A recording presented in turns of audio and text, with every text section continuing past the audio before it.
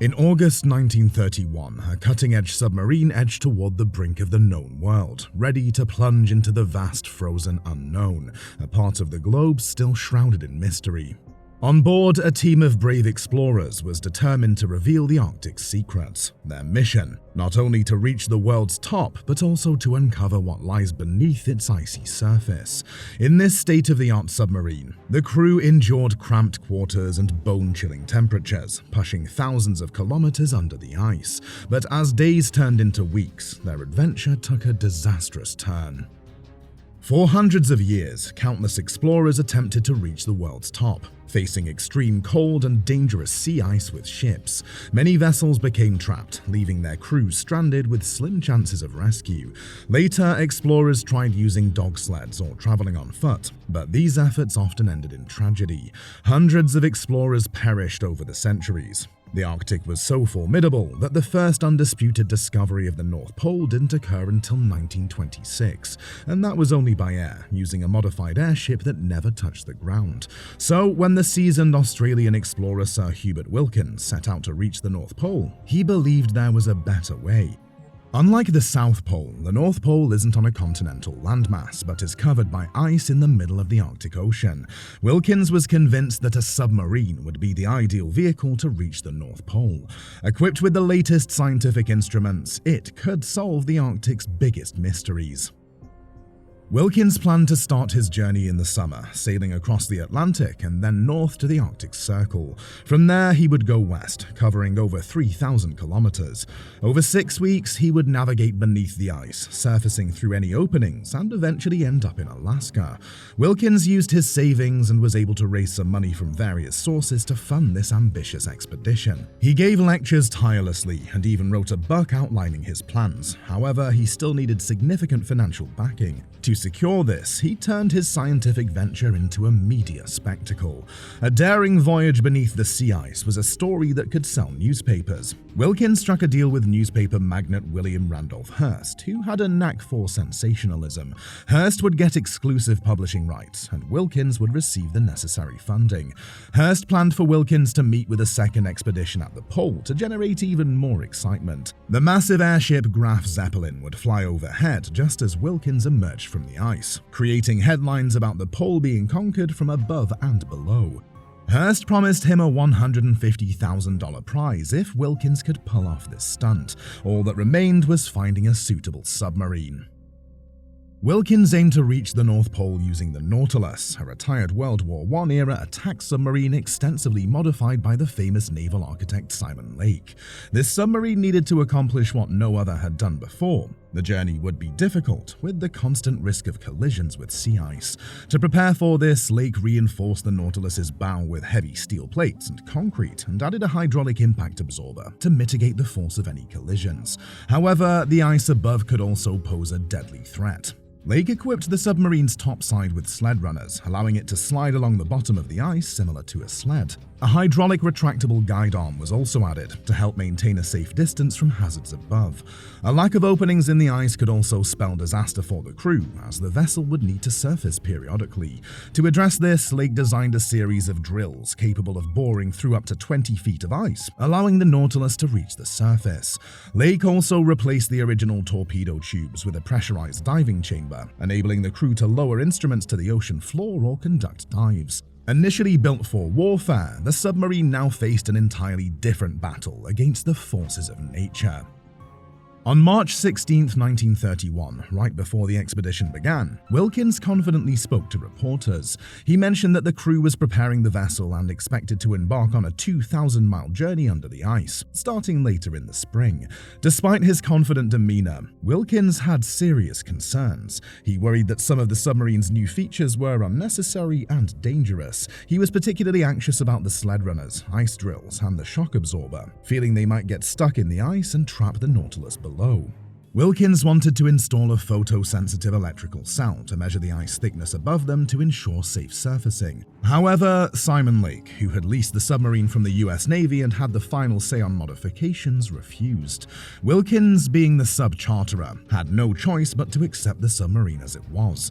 The fancy gadget caused numerous issues before the expedition started, often forcing the submarine back to port for repairs. While inventing new features was one thing, retrofitting them onto an old submarine was another. Wilkins's worst fears were confirmed when the ice drills failed during testing, necessitating a separate engineering firm to fix them. As time passed, Wilkins felt the pressure mounting. The clock was ticking to meet the Graf Zeppelin at the North Pole and claim Hearst's prize money. Despite ongoing mechanical issues, Wilkins decided it was time to set off from the United States, which they did in early June. Crossing the Atlantic was a harrowing ordeal. Fierce North Atlantic storms tossed the tiny submarine, and the crew quickly realized how uncomfortable the Nautilus was. Already cramped and claustrophobic, the submarine was now packed with expedition supplies, leaving even less space. There was only one toilet for 20 men, situated openly between two noisy diesel engines. The crew had to stand all day due to the lack of seating, with only a few shared bunks offering relief.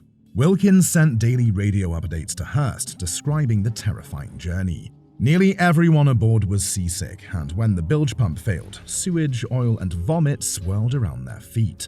As the Nautilus battled the Atlantic, things became worse. Wilkins reported that the fourth cylinder of their starboard engine was severely cracked, leaving the engine inoperable.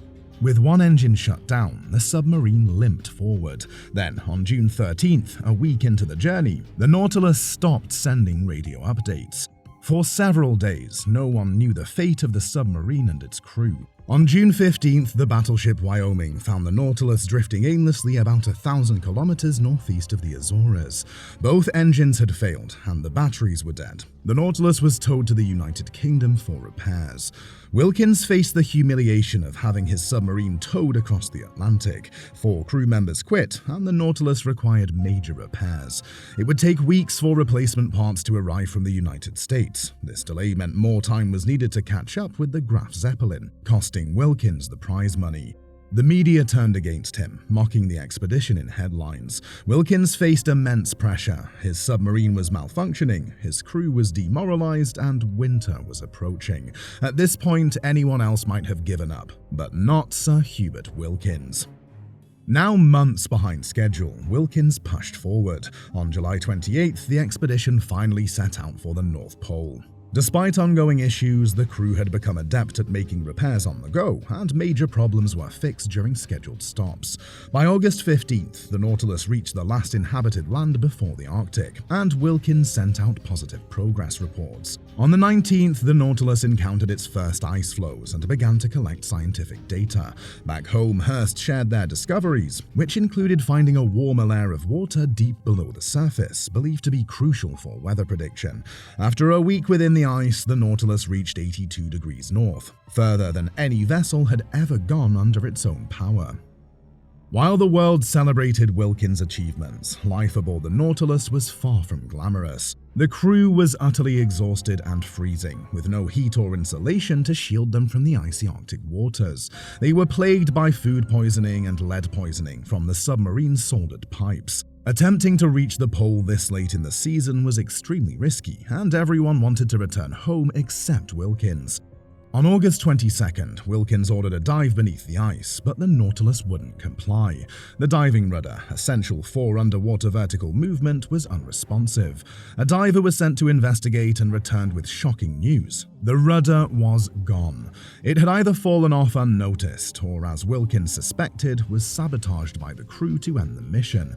Hearst, who had been urging Wilkins publicly to return, privately pressured him to continue, reminding him of their deal. Wilkins faced an impossible choice: return to inevitable failure and financial ruin, or press on and risk the crew's lives. By August 31st, Wilkins decided to force the Nautilus to submerge by flooding the ballast tanks and setting the trim 2 degrees down. The sound of the sled runners scraping against the ice was loud, as if the submarine was being ripped apart. Wilkins pushed on despite the sub's dire condition, determined to prove a point. They traveled several kilometers before testing the ice drills, which jammed repeatedly after drilling just a few feet. Unfortunately, it was a hopeless endeavor. Finally, on September 6th, Wilkins sent a radio message stating that the Arctic trip was over, something everyone had been waiting for. Wilkins concluded the first submarine expedition to the poles and set course for England. However, a fierce storm compelled them to seek shelter in Bergen, Norway. The Nautilus sustained severe damage, rendering it unusable for further voyages. In November 1931, with permission from the United States Navy, Wilkins sank the vessel in a Norwegian fjord. Wilkins had taken the Nautilus to a place where no submarine had ventured before. It would be another 30 years before anyone traversed the Arctic beneath the ice.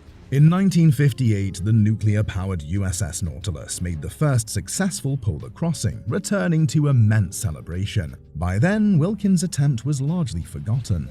Before this ill-fated expedition, Wilkins was one of the 20th century's greatest explorers, contributing significantly to our knowledge of the North and South Poles. However, his final journey left him financially ruined and mostly forgotten. When he died at 70, his last wish was honored by scattering his ashes at the North Pole. Thank you for watching. Please like this video and subscribe to our channel for more interesting historical content.